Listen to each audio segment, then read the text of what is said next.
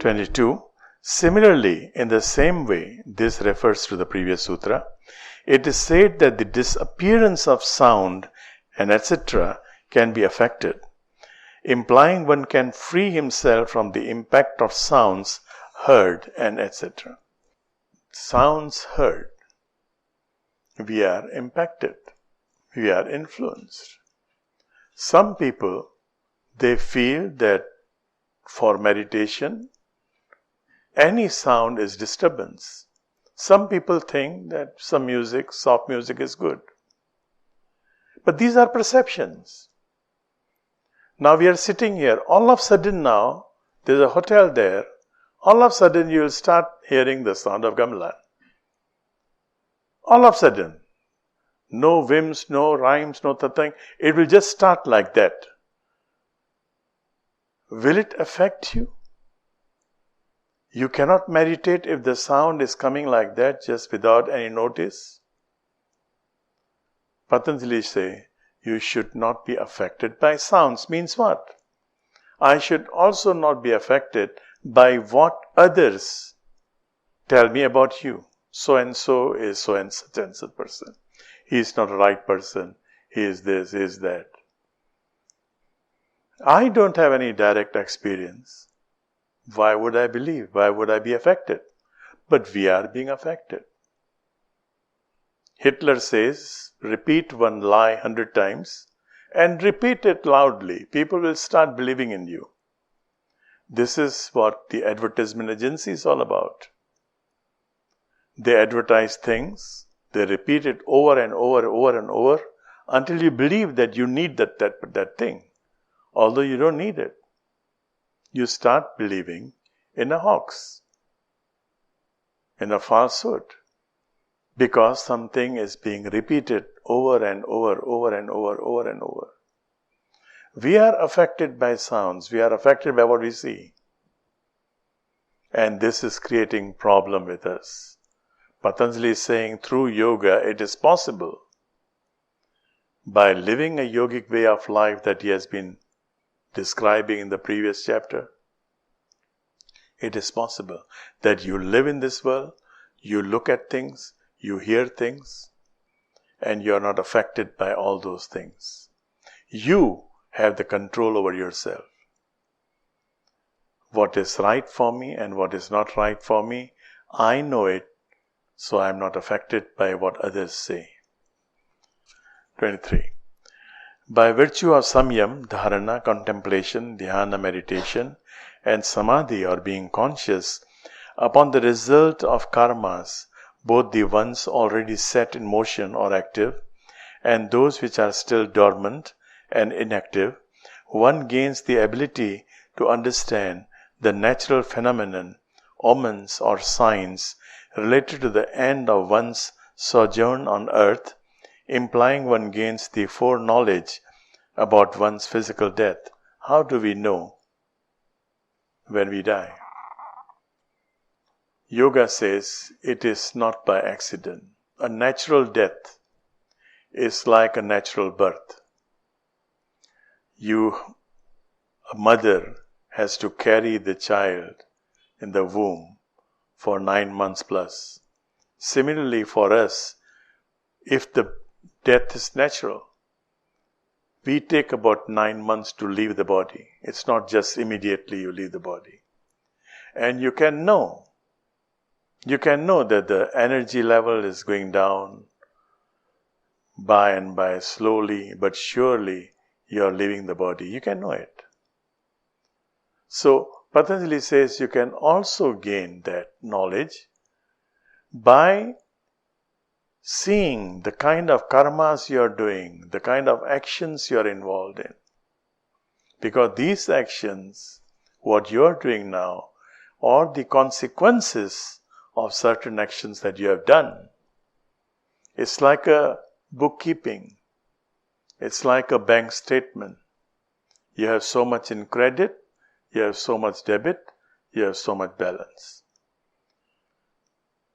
You can know that balance, and when you can know that balance, you can also know how many more years you are left with.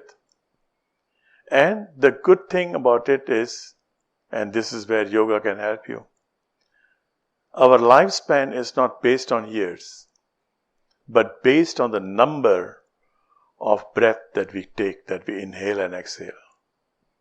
So if you have some pending work to do, you can still manipulate. Okay?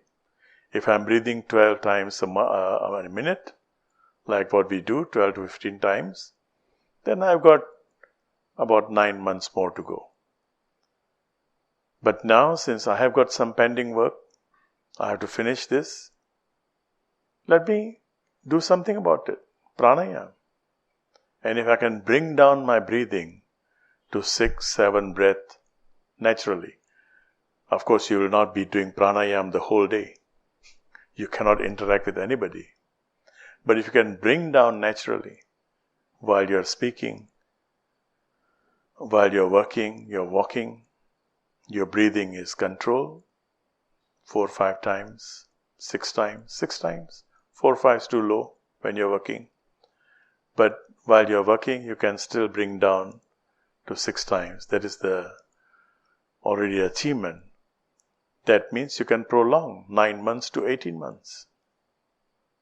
You can prolong that way.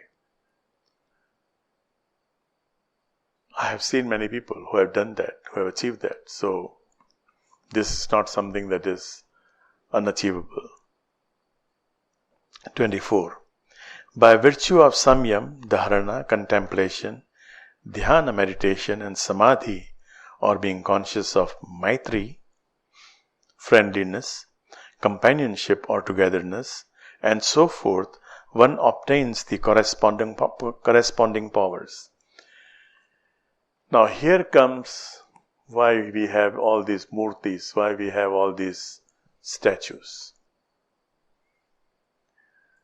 It is very difficult to be conscious of friendliness, compassion. How will you be conscious of compassion? It is possible. I'm not saying not possible. It's very difficult. So there you need certain icons to remind you. They are not going to help you, but they are there to remind you. In certain traditions, there are writings, sacred writings, scriptures, calligraphy. The Japanese, they use calligraphy. Chinese, they use calligraphy. In certain traditions, they have statues. In some other traditions, they have some other means. These are means.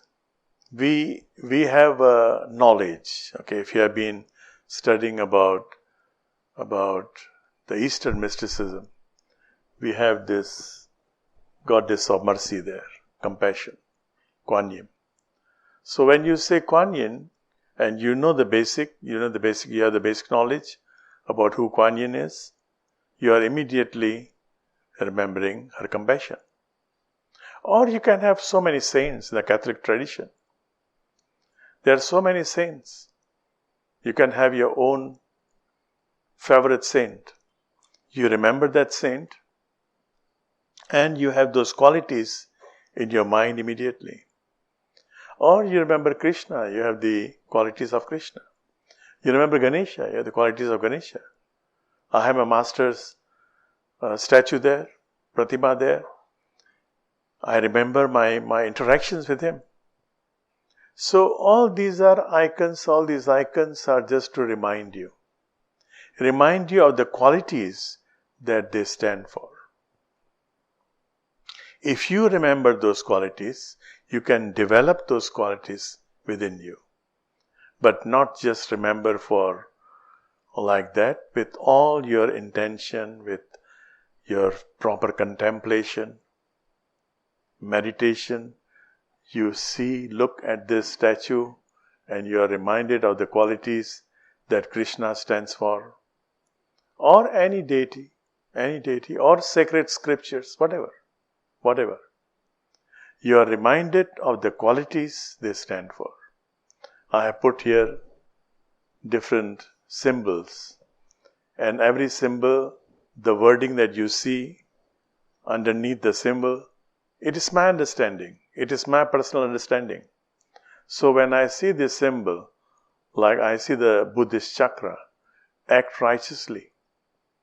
I am reminded of Dharma chakra. I see other symbols, you see there, all the symbols, their writings. I am reminded of those qualities.